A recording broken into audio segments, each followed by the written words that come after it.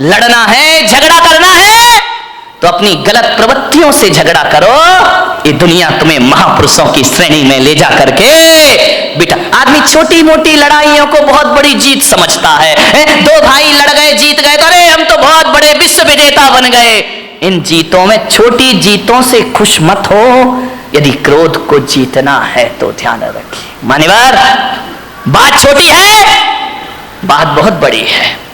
समझो तो बड़ी है, ना समझो तो बात की कोई कीमत नहीं है। ध्यान रखिए, दिक्कत इसी बात की है कि हम लोग छोटी जीत को बहुत बड़ी जीत समझा करते हैं।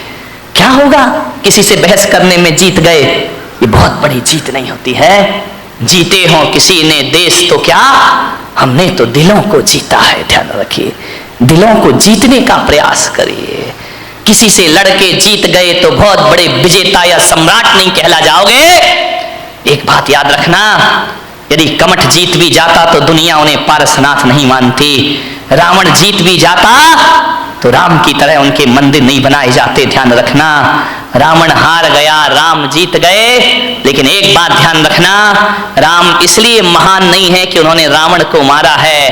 राम इसलिए महान है कि पूरे दो साल तक रावण से युद्ध चला, लेकिन राम के चेहरे की मुस्कुराहट कभी खत्म नहीं हुआ करती है। इसलिए राम के दुनिया में मंदिर बनाए जाते हैं। ध्यान रखिए, थोड़ा सा समझने का प्रयास करिए। मान्यवर, कई लोग भविष्य के झगड़े करते हैं, कई का क्रोध फ्यूचर टेंस को लेकर होता है।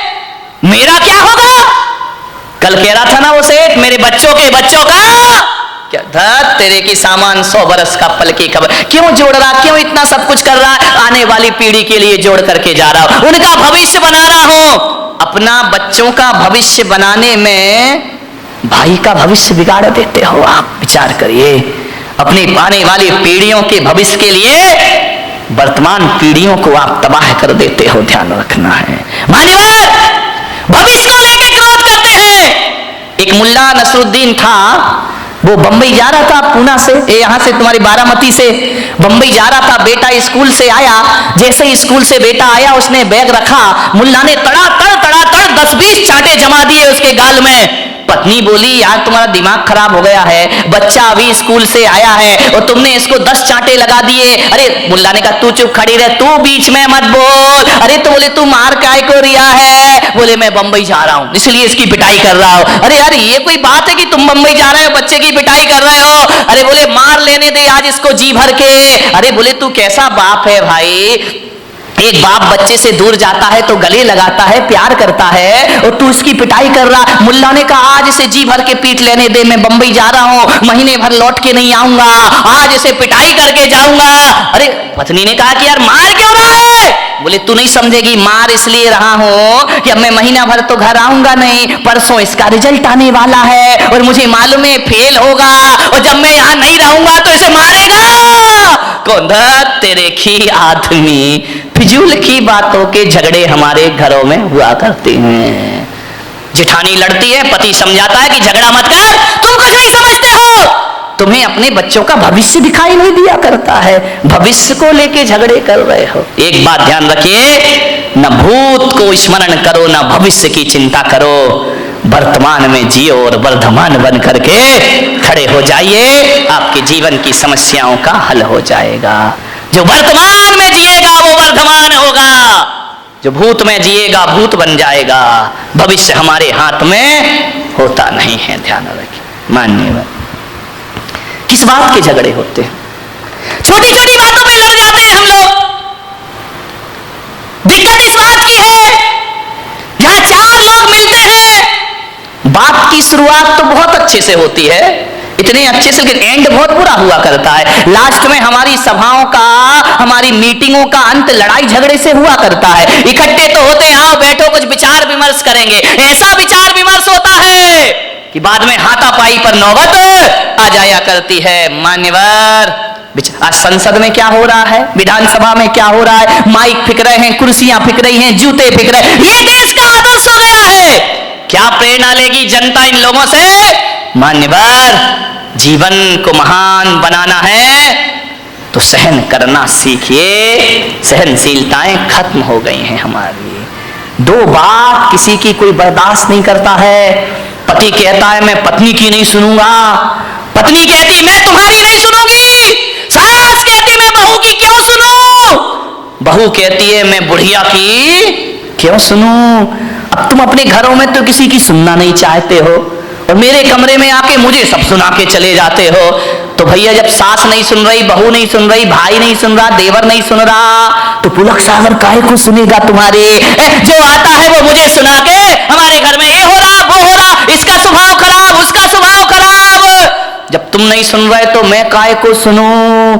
लेकिन मैं अपने को किस्मत वाला समझता हूं कि जो बच्चे माँ बाप की नहीं सुनते, जो सास ससुर की नहीं सुनते, जो भाई भाई की नहीं सुनता, देवरानी जिठानी की नहीं सुनता, मेरी किस्मत है कि घंटे भर तुम शांत होकर मुझे सुनते हो। इससे ज्यादा मेरी किस्मत दूसरी। कितने शांत होकर सुन रहे, मैं कुछ भी बोल रहा हूं तुम तो बड़े शांति से सुन रहे। एक बात बताऊं बारामती वालों, इतने शांति से यदि घर की बातें सुन लो, घर वालों की सुन लो, तो तुम्हारे घर में झगड़ा होने का कोई चांस पैदा है। लेकिन हम घर में तो सुनना ही नहीं चाहते हैं। सास शेर तो बहू, कौन बोला सवा शेर, खूब लड़ी मर्दानी वो तो झांसी वाली। नहीं, थोड़ा सा सहन करो, सुनो, सुनने की कला डालिए, सुनाइए मत, ज्यादा मत सुनाओ किसी को, ज्यादा मत बोलो, कम बोलो, मौन रहो, ज्यादा मत बोलिए। ज्यादा बोलने के लिए पुलक सागर बैठा है ना तुम्हारी बारामती में, जितना भी ज्यादा बोलना मुझसे बुलवा लो, लेकिन तुम लोग ज्यादा, मेरी लोग सुन लेंगे, तुम्हारी कोई सुनने वाला नहीं है, ध्यान रखना। मान्यवर विचार करिए, क्रोध आता है। मैं बच्चों से निवेदन करूंगा, घर में मम्मी पापा यदि लड़ते हैं तो मैं बच्चों को एक सूत्र दे रहा हूं। जो बच्चे नहीं आए हैं उन्हें मेरी ये सीडी सुना देना, प्रवचन सुना देना, यूट्यूब में दिखा देना, आपका क्रोध 2 मिनट में भाग जाएगा। जब मम्मी पापा बहुत क्रोध कर रहे हो ना, तो आजकल एक वो आया है, एक पेन है जिसमें रिकॉर्डिंग हो जाती है, ना, वीडियो बन जाती है, आवाज वॉइस रिकॉर्डिंग हो जाती है। जब मम्मी पापा लड़े बेटा तो पेन में रिकॉर्डिंग कर लिया करो, फिर देखना ये क्रोध में क्या क्या बकते हैं। और जब ये शांत हो जाए, और शांत होने के बाद भी नहीं, जब घर में कोई मेहमान आए तो उन्हें नमोकार मंत्र की धुन मत सुनाना, नमोकार मंत्र की झनकार नहीं, मम्मी पापा की टनकार सुनाना।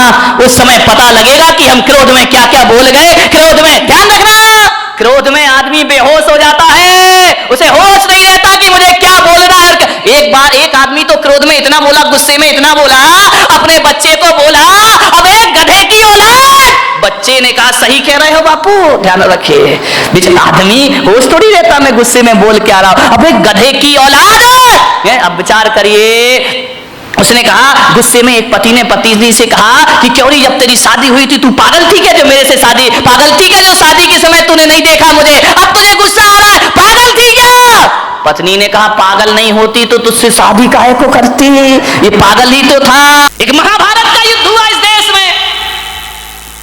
एक बात याद रखना, ये महाभारत द्रौपदी के चीरहरण से नहीं हुआ है, ये महाभारत जुए में हार जाने से भी नहीं हुआ है, ध्यान रखिए। ये महाभारत शकुनी के पासे बदलने से भी नहीं हुआ है। ये महाभारत इस देश में यदि हुआ है तो ध्यान रखना, दुर्योधन के कारण भी नहीं हुआ है। ये महाभारत इस देश में यदि हुआ है तो द्रौपदी के कारण इस देश में महाभारत की रचना हुआ करती है। मान्यवर आप विचार करिए, जब पांडवों को खंड प्रस्थ दिया गया कि जाओ पांडुपुत्र, धृतराष्ट्र ने कहा खंड प्रस्थ तुम्हें दिया जाता है, पूरा हस्तिनापुर दुर्योधन को दिया जाता है। ध्यान रखना, प्रस्ताव रखा, सुलह की बात हुई, दुर्योधन ने खंड प्रस्थ दे दिया, जहां ना पानी बरसता था, ना जहां फसल होती थी, बंजर भूमि, जाओ वहां रहो। युधिष्ठिर ने कहा, अर्जुन ने कहा कोई बात नहीं, यदि हम में ताकत होगी तो खंडप्रस्थ को इंद्रप्रस्थ बना करके रख दिया जाएगा। ध्यान रखें, हौसले बुलंद होना चाहिए। खंड प्रस्थ दे दिया, जहां पर खंडर ही खंडर है, बंजर भूमि है। पांचों पांडवों ने पुरुषार्थ किया, मेहनत की, खंड प्रस्थ को इंद्रप्रस्थ में तब्दील कर दिया और इतना सुंदर बनाया। आज कितने भी बड़े आर्किटेक्ट हों, वो व्यवस्था नहीं ला सकते हैं। कैसे लोग थे, कैसी बुद्धि थी उनकी, बिना पढ़े लिखे भी इतना सब कुछ कर लिया करते थे। इतना सुंदर महल बनाया, पूरी दुनिया में चर्चा हुई कि युधिष्ठिर अर्जुन ने इतना सुंदर इंद्रप्रस्थ बनाया है, हजारों लोग देखने जा रहे हैं, बहुत खूबसूरत। दुर्योधन ने कहा कि मैं भी तो चल के देखूं। गया इंद्रप्रस्थ में, और जैसे ही इंद्रप्रस्थ पहुंचा दुर्योधन, इतना अद्भुत महल था, जो दिखता था वो होता नहीं था, और जो होता था वो दिखता। दुर्योधन ने अपनी धोती संभाली, उसे लगा कि यार यहाँ तो पानी पानी दिखाई दे रहा है। धोती संभाल करके चल रहा है, वहां तो पानी था ही नहीं, केवल दिखाई देता था। आगे देखा दुर्योधन ने, रंगोली बनी हुई है, चौक पूरे हुए, बहुत सुंदर है। अरे बोले यहां से तो आ गया, अब क्या धोती पकड़ना, अब क्या अपने को संभालना। इतना सुंदर, आंखें फटी की फटी रह गई दुर्योधन की। आगे बढ़ा, पानी था, गिरा छपाक से पानी में, पूरे कपड़े गीले हो गए।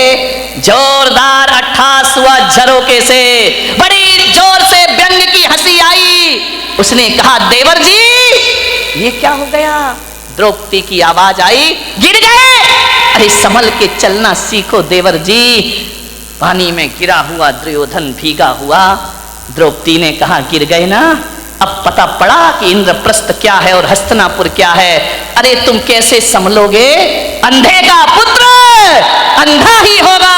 बस यहां से महाभारत शुरू हो जाया करती है। द्रौपदी का चीरहरण महाभारत नहीं था, जुए में हारना महाभारत नहीं था।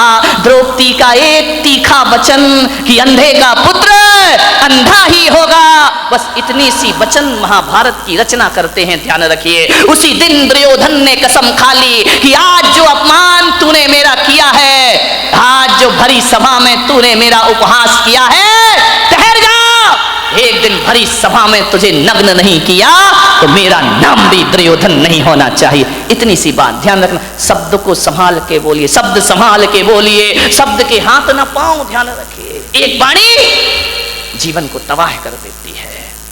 अपमान किसी का मत करो।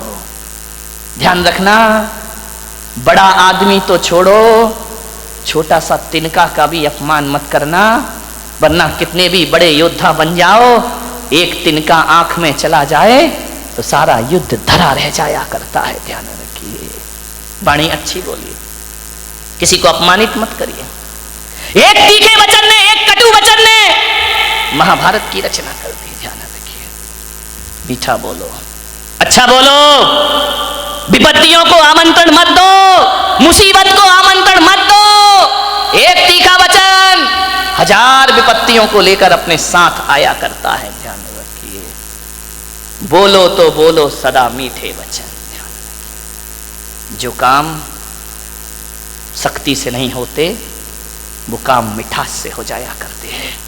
खुदा को भी पसंद नहीं शक्ति जुबान में, खुदा को भी पसंद नहीं शक्ति जुबान में, इसीलिए नहीं दी हड्डी जुबान में। ध्यान रखिए, पूरे शरीर में हड्डियां हैं, जुबान में हड्डी नहीं है, क्योंकि शक्ति पसंद नहीं करता वो ईश्वर।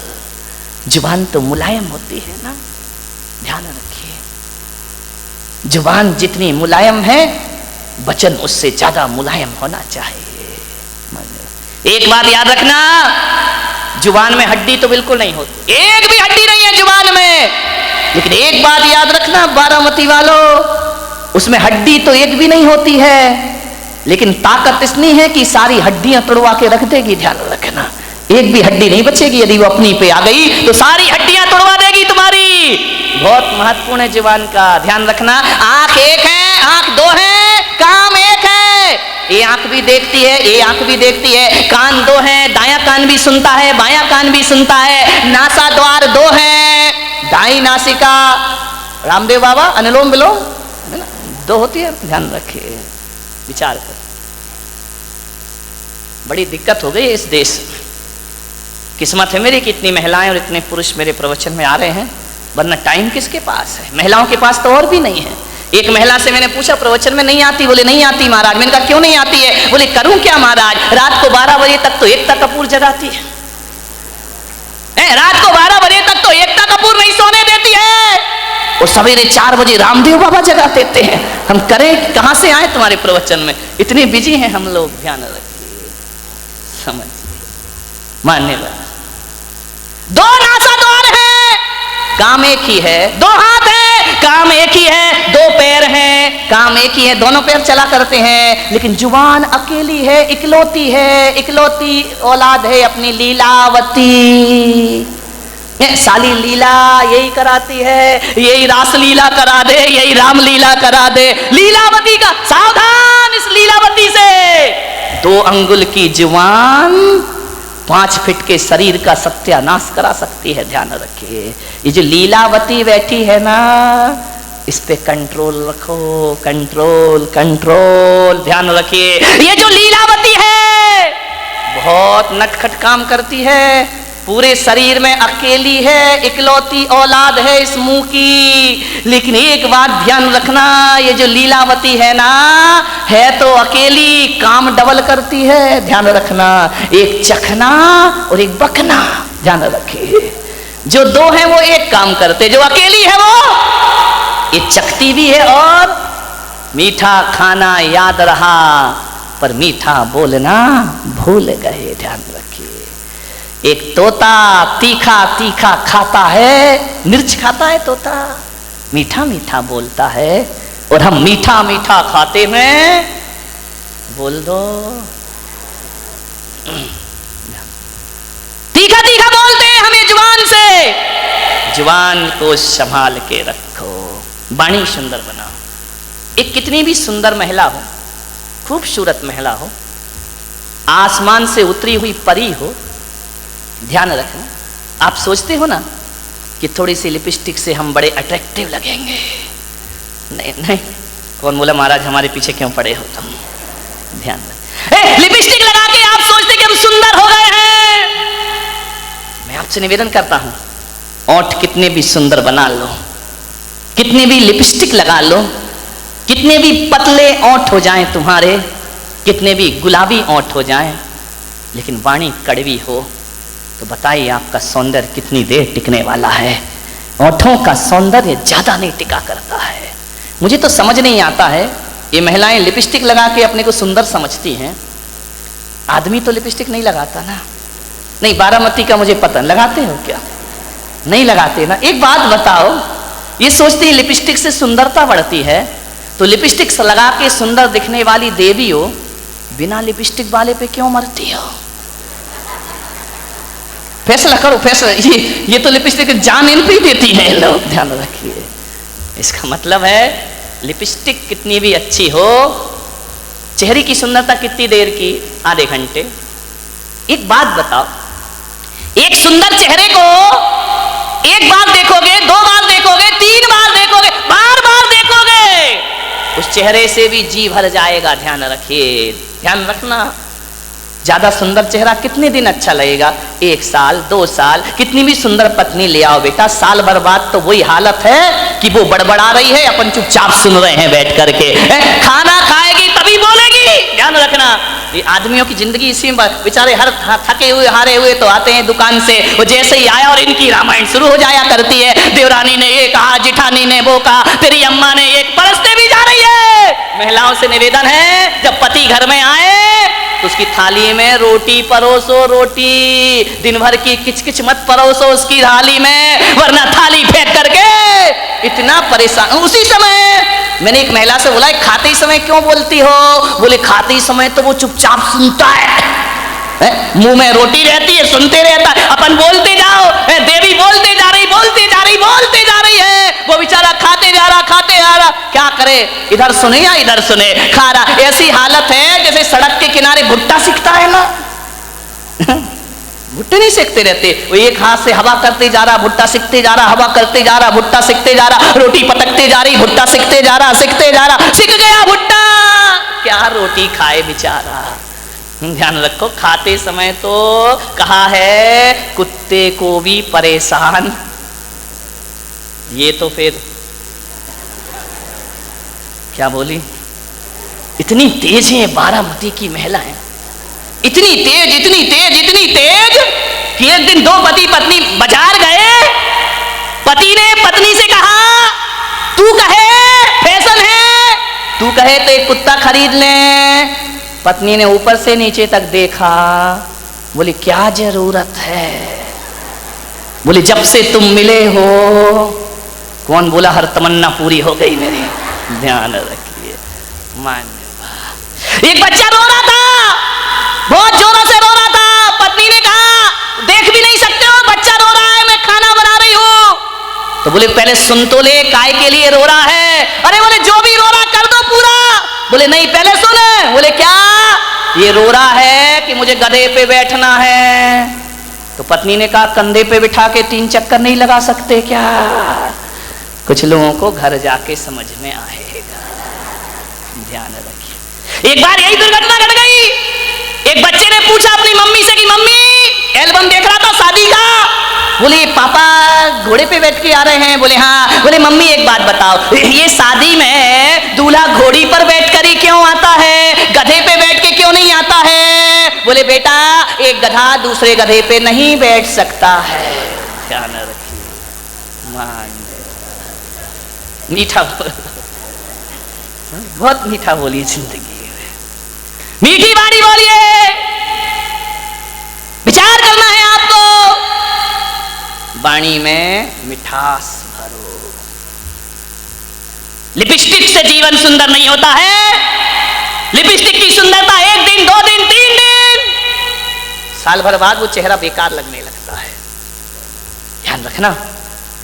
लेकिन यदि वाणी मीठी हुई ना तो मिलते समय भी अच्छा लगता है, और बिछुड़ जाओ तो मीठी वाणी की याद जब जब आती है तब तक सुख की अनुभूतियां प्रारंभ हो जाया करती हैं।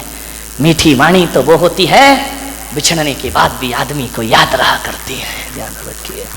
मैंने बारामती में अभी ज्यादा घूमा नहीं हूं, उधर गया था पीछे एक दिन, इतने सुंदर मकान, मैंने कहा क्या गजब कर रही है भाई, मैं तो आया था गांव समझ के, लेकिन ये तो शहरों को भी पीछे कर रहा है, ध्यान रखिए।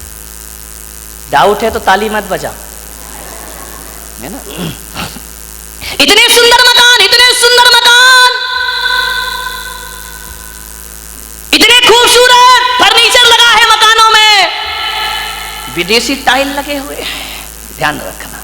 इतनी सुंदर डिजाइन है, महंगा फर्नीचर, महंगी कार खड़ी है दरवाजे के बाहर, विदेश से पर्दे मंगा के लगाए गए हैं, एक से एक सीनरी लगी हुई है, खूबसूरत संगमरमर लगा हुआ है, इतना सुंदर कि उसमें अपना चेहरा दिखाई दे जाए। एक बात बताओ मेरे भाई, जिसका बहुत महंगा मकान हो, बहुत सुंदर फर्नीचर लगा हो, बहुत अच्छा सोफा सेट हो, डाइनिंग सेट बहुत सुंदर हो, ड्रेसिंग टेबल बहुत सुंदर हो, अलमारियां बहुत सुंदर हो, एक बात बताना, और कोई उस घर में जाए बस सब कुछ सुंदर हो, आपकी देखकर आंखें फटी की फटी रह जाएं, कितना सुंदर मकान है, लेकिन एक बात बताइए, सब कुछ सुंदर हो लेकिन उसमें रहने वाले को बोलने का तमीज ना हो, वो बदतमीजी से बात करता हो, एक गिलास पानी भी ना पिलाता हो, और तुम गए और उसने इतना भी नहीं कहा कि भाई साहब आइए बैठिए, तो बताइए उस मकान की सुंदरता याद रहेगी आपको जाने के बाद, या उस आदमी का व्यवहार याद रहेगा आपको जाने के बाद। ध्यान रखिए, आप उस घर से निकल के जाएंगे, जिस मकान को बहुत सुंदर कह रहे थे वो मकान डिलीट हो जाएगा, और आदमी की बोली और व्यवहार जिंदगी भर याद रहेगा। और एक बात मैं आपसे कहता हूं, एक का मकान तो बहुत सुंदर नहीं है, बहुत कीमती मकान नहीं है, साधारण से फ्लैट में रहता है, लेकिन जैसे ही तुम जाते हो बड़े आदर से बोलता है, बड़े अदब से बात करता है, आइए भाई साहब बैठिए, ठंडा लेंगे या गरम लेंगे, आप क्या लेना चाहते, मीठा लेंगे नमकीन, अरे नहीं नहीं कुछ, अरे भाई साहब आए हो कुछ तो लेकर जाना पड़ेगा, ऐसा नहीं हो सकता, हमारे यहाँ कब कब पधारते हो, आपको जरूर कुछ लेना होगा, आपको भूख भी नहीं है तो भी उसके व्यवहार और मिठास के कारण आपको खाना पड़ेगा। आप एक बात बताइए मेरे भाई, जब आप घर चले जाओगे वो सुंदर मकान याद करोगे या उसका दुर्व्यवहार याद करोगे? वो घर जाओगे ये घटिया मकान याद करोगे या आदमी का व्यवहार याद करोगे? ध्यान रखिए, सुंदर मकानों को याद नहीं किया जाता है, सुंदर वाणी और व्यवहार को याद रखिए।